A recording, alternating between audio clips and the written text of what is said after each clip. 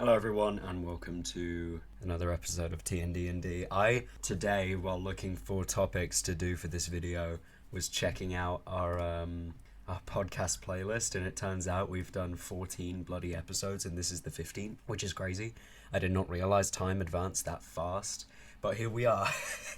15 episodes of a podcast. I'm pretty impressed with that, in all honesty. I think we've been doing it weekly just for ages, to my memory, so that's 15 weeks worth of stuff. It's quite surreal that we've actually been managing to keep up doing all this stuff for so long, even if it's not even been a year yet. It still feels really, really good. Oh god, I had a subject for today.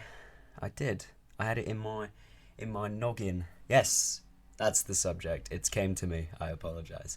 I need to take at least some sort of notes at some point. That's something that I'll need to get in the habit of. Nevertheless, today's subject, which you no doubt know by looking at the title, is starting a campaign. As primarily a DM, there might be some player advice sprinkled in here, but this is mainly for, setting something up and generally the beginnings of running a game for your friends, which is really what D&D is about. I don't think you need to fret so much about the smaller specifics of the game in comparison to just giving your players a good old time, which is a philosophy that I try and carry over to every single game that I run. The priority is always the players are the thing, so they have to be there to experience the story. Otherwise, it just delegitimizes the entire thing that you're going for. So, to begin with, most DMs fall into the trap of, I'll make my own thing. I think that this can be a good idea for some. Those of you feeling a little more creative, those of you who are perhaps entering into the D&D scene with having watched shows like Critical Role, Dimension 20, and High Rollers and stuff, you might have a precognition that every DM must have their own world. I don't really believe that so much. I have one, sure, myself. I don't restrict myself to that. I'm running 2 campaigns at the moment outside of my homebrew world, both of them based in the continent of Faerun, which is in, typical Greyhawk lore, etc., etc. Good old Waterdeep's there, Baldur's Gate, you got Candlekeep, which is a book coming out soon, etc., etc. But you can absolutely go wild and make your own entire world if you want. That's totally cool. And don't feel daunted by that task. I think that it's a much smaller thing than you think. Like when you read campaign setting guides, when you read Eberron, you think, do I need this much writing? My god, do you not? A few bullet points about a city and you can run 10 sessions there. That's the magic of D&D. You don't need to write nothing. Granted, it can definitely help if you have more detailed notes, if you're perhaps, not as skilled in improv as some of the people, which is absolutely fine. Making your own homebrew world originally was the concept of more or less just the DMs having their dungeon that they run. And there might be an outside world around that. Maybe there's a town where it's easy to get to the dungeons, which is the old philosophy. Nowadays it's adapted to, and I think this is one of the negative effects of huge streamed D&D shows, is that their worlds are sprawling and have a bunch of interesting, cool concepts. Those guys have been doing it for years. Don't feel daunted by that at all if you're going into it and making your own thing. But yeah, there's some general advice about... No, I have one more thing to say about it. You could start with a little town. You could start with a little village. You could start with just the concept. You could do, you're in prison, get out.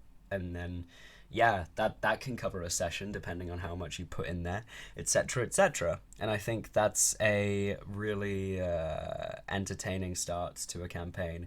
So long as you know a few names of places and what they are, you can run a game and you're good to go, basically, as long as you know some of the rules. I'll talk about rules in a sec, maybe, I might forget. Another thing that is very much available to you, which I wish I had noticed when I first started DMing, is official campaign modules, which are basically self-contained stories that Wizards of the Coast write themselves for D&D.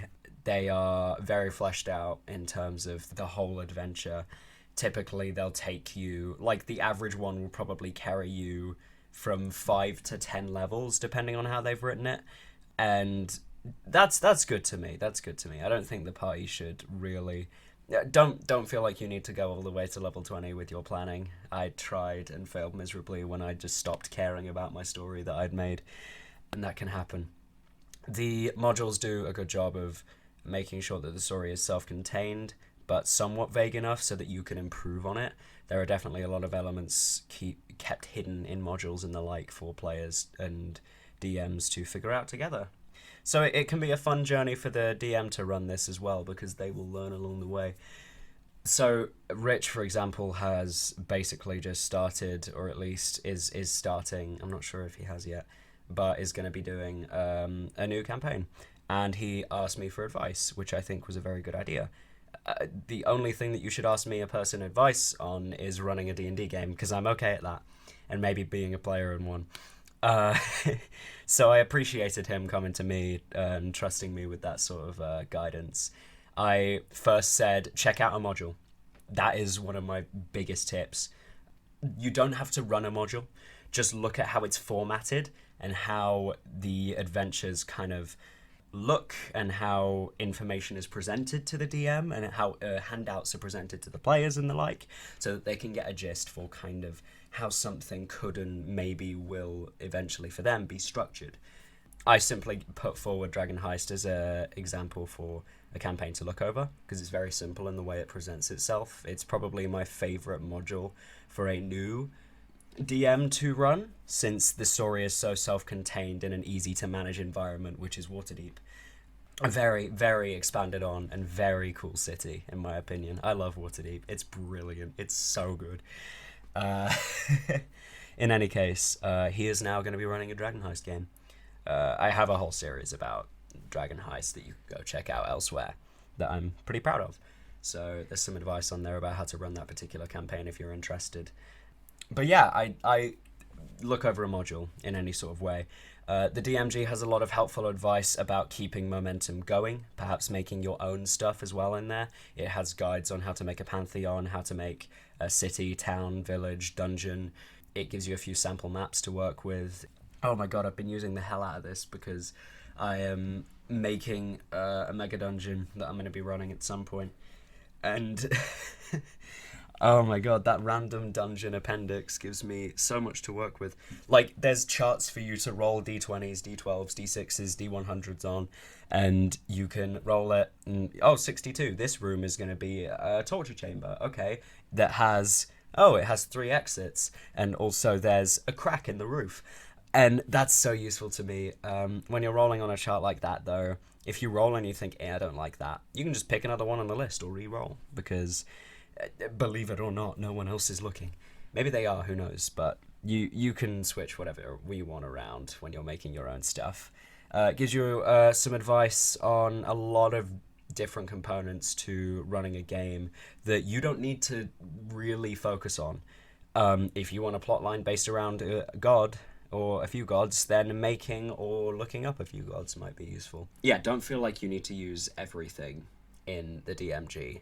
It can certainly bog down your planning if you feel like you need to clarify a bunch of lore about the entire world first. I can kind of imagine that even people like, Matt Mercer hadn't had all the details ironed out about their world before they started. He might have worked on the deities that the players worship, because that's quite a faithful party and campaign too. But there wasn't really much reference of, like, the Luxon beforehand until, like, maybe, I don't know, when they'd discovered the beacon, when the castle got sieged, etc., etc.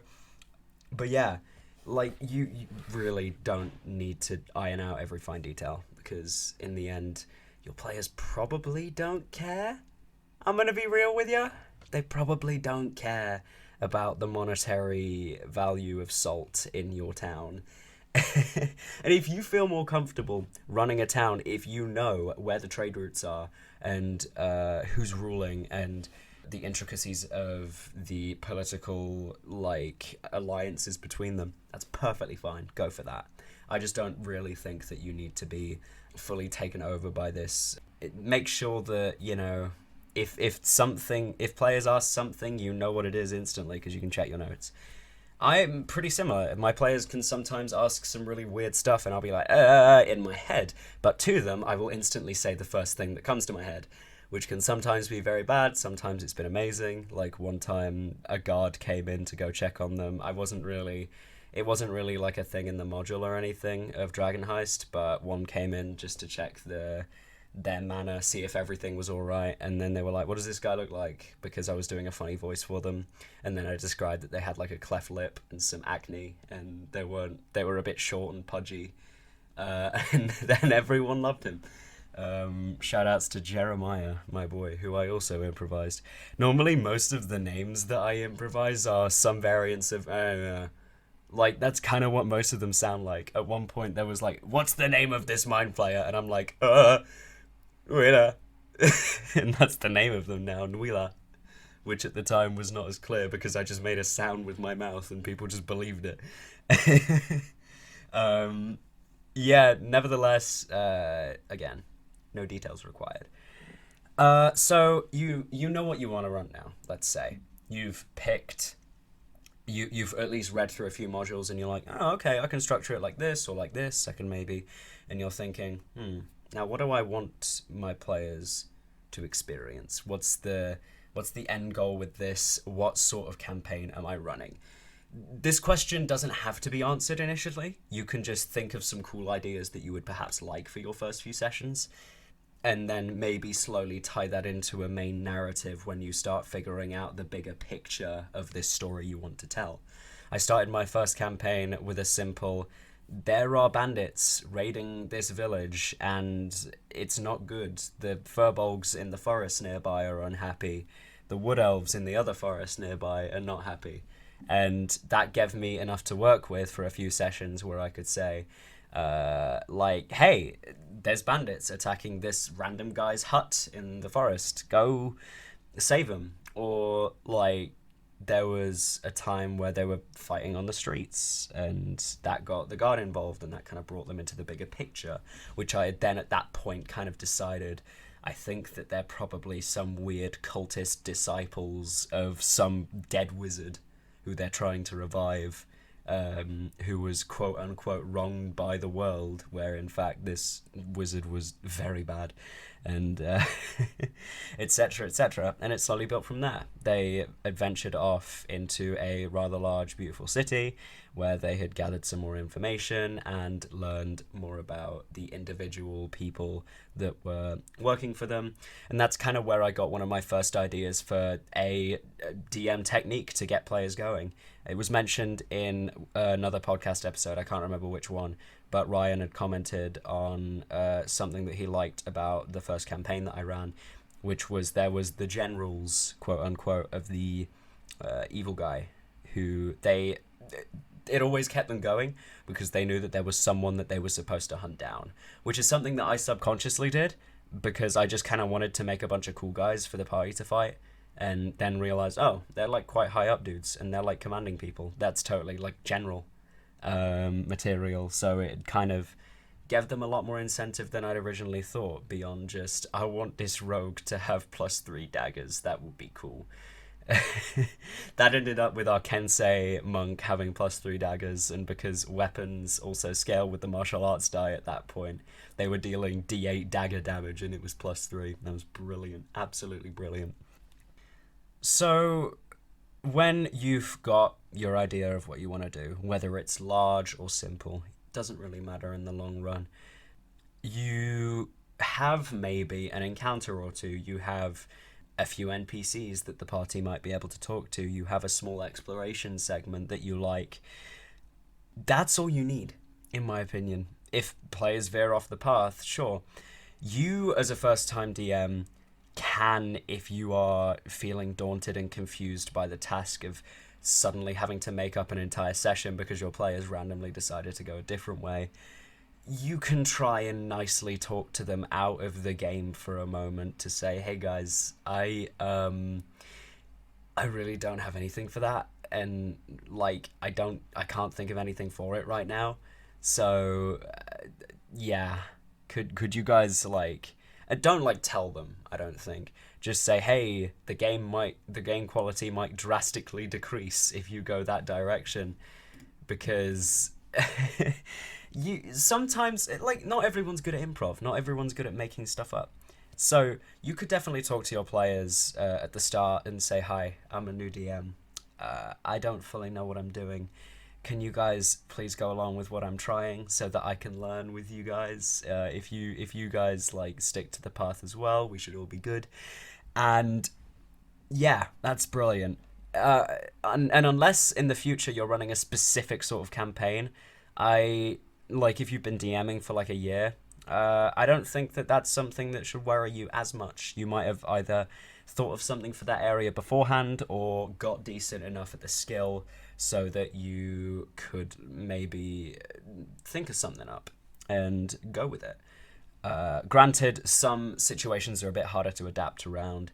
Generally, in terms of my Roll20 games that I run, unless it's a dungeon, it has to be kind of linear due to the nature of the expectations that I've set for my players. Most of our combat encounters are on really nicely drawn background maps that I yoink from the internet and Patreon and the like, with dynamic lighting set up so that players can't see through the walls and they can see directly what their like character could see with dark vision and light sources and the like. I feel like most of the encounters, if they don't have all of these features to them, that they are a little more generally lacking for the players. I'd feel a little self-conscious about just throwing them on a background and putting tokens down and then drawing lines, because I myself like to, I don't know, make things look cooler for my players. I think that's something that I can work on for myself and realize the players don't freaking care, but I feel like I do. So that's a balance that I'll need to strike. I can, however, just make up anything for anywhere else. I just might not have like the music ready. The magic about a dungeon is that you can make certain multiple routes around it, and it's genuinely fun to construct one slowly as you go and figure out, maybe the party will go this way. Ooh, maybe they'll go this way. Well, I haven't put anything here for a while. What about this cool monster that I read up about, like maybe a few days ago? Would that fit? Oh, shit, it wouldn't. But this one would. That one looks cooler. That sort of process is very fun to me. And hopefully you find a lot of joy and delight in making anything in D&D when you can slowly learn more about the game and figure out what pieces of the books connect, where the monster manual like meets your module and you're like, okay, but I want something cooler than the module says. That's totally something that you could do. Being a DM does require a certain level of flexibility, and if you don't feel like you're ready for that as you're starting up a campaign, that might be a subject to bring up with your players. Again, if you have a worry about running this campaign that you're going to be starting, please tell your players, because ultimately transparency with a DM is much more appreciated than being a shut off rules opulent god figure to them, because you want them to be your friend, because then they will trust you.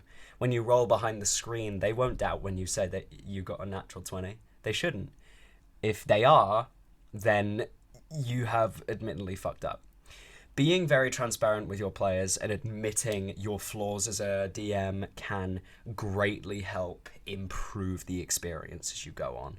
And granted, you might not know these flaws until you start playing and realize that maybe you're not as skilled at the like describing the combat side of things.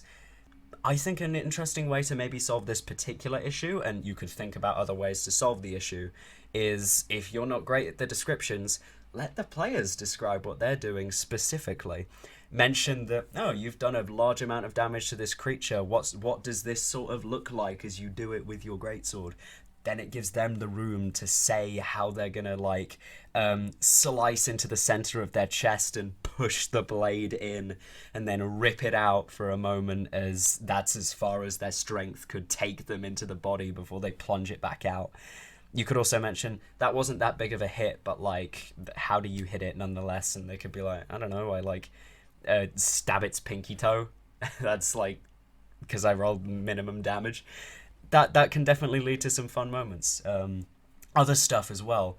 Maybe you aren't so good on the improv side, and you maybe think, the internet could help with this. There are a bunch of random generators on websites and the like, where if you're in the middle of a game and you have a computer, phone, laptop set up while you're playing, quickly switch over to the internet, take 20, 30 seconds to look up a random name generator, random location generator, random dungeon generator. There's an entire random dungeon generator thing that you can just click a few buttons on and boom, you've got 5 sessions just ready to go. Granted, they probably won't be as deep and complex as if someone like physically made it, but those resources are there for you. In addition, if you're looking for more things to spice up your game before you jump into the first session, watch other game streams. Watch people talk about D&D. Watch popular media. Play some video games. That will give you a load of inspiration for what you're currently doing in your campaign. I watched a entire 2.5 seasons of, or 1.5 seasons even, of The Legend of Korra, the second Avatar cartoon series, and it gave me a lot of inspiration for the recent stuff. One of the NPCs that the party had met was the equivalent of the of Chief Beifong with the arm grapple thingies, and the current villain that they're facing, Seth, is a masked guy who can take magic away from people forever. Yeah, that's a big spoiler.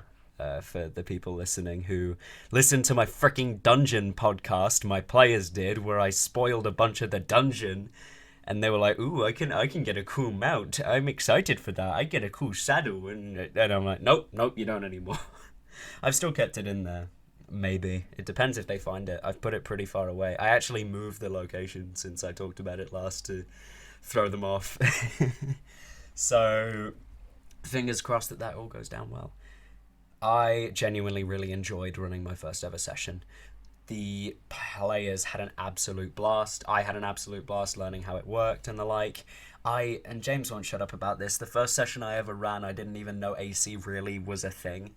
Like, I didn't understand it. I would just roll, and if I got like above a 12 or 13, I'd be like, yeah, that hits, and then roll damage without like consulting them. And no one stopped me because I was the DM.